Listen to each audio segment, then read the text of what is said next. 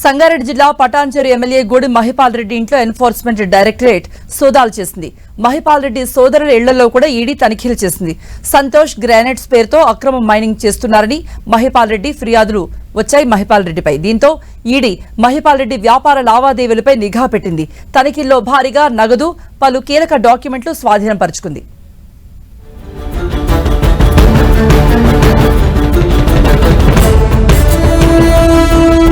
అక్రమ మైనింగ్ ఆరోపణలు ఎదుర్కొంటున్న సంగారెడ్డి జిల్లా పటాన్చెరు ఎమ్మెల్యే గూడెం మహిపాల్ రెడ్డి నివాసంలో ఎన్ఫోర్స్మెంట్ డైరెక్టరేట్ అధికారులు సోదాలు చేశారు. ఈ తనిఖీల్లో భారీగా నగదు, పలు కీలక డాక్యుమెంట్లను స్వాధీనం చేసుకున్నారు. మహిపాల్ రెడ్డి సోదరుల ఇళ్లలోనూ ఈడీ తనిఖీలు చేసింది. తెల్లవారుజామున 5 గంటల నుంచే పటాన్చెరులోని 3 ప్రాంతాల్లో సోదాలు చేసింది. గతంలో లగ్దారం గనుల వ్యవహారంలో స్థానిక పోలీస్ స్టేషన్లో కేసు నమోదైంది. మొత్తం 8 ప్రాంతాల్లో ఈడీ సోదాలు చేసింది. మహిపాల్ రెడ్డి సోదరులు సంతోష్ గ్రానైట్స్ పేరుతో మైనింగ్ వ్యాపారాలు చేస్తున్నారు. అక్రమ మైనింగ్ కేసులో గతంలో మహిపాల్ రెడ్డి సోదరుడు మధుసూదన్ రెడ్డిపై కేసులు నమోదయ్యాయి. మైనింగ్ కేసులో మధుసూదన్ రెడ్డి జైలుకు కూడా వెళ్లి వచ్చారు. 4 ఎకరాలకు అనుమతి తీసుకుని 15 ఎకరాల్లో మైనింగ్ కార్యకలాపాలు చేస్తున్నట్లు గుర్తించారు.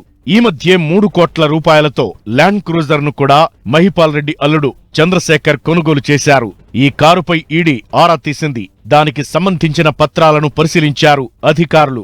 ఆ తరువాత చంద్రశేఖర్ ఇంట్లో పలు కీలక డాక్యుమెంట్లను స్వాధీనం చేసుకున్నారు. గూడెం బ్రదర్స్ ఇళ్లతో పాటు సంతోష్ గ్రానైట్ అండ్ క్వారీస్ పరిశ్రమలో కూడా ఈడీ సోదాలు చేపట్టింది.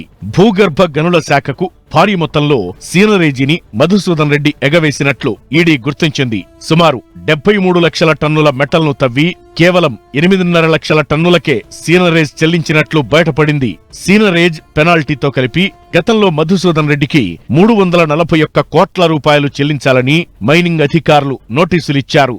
కొందరు బినామీ పేర్లతో మైనింగ్ వ్యాపారాలు చేసినట్లు కూడా ఈడీ అధికారులు గుర్తించారు.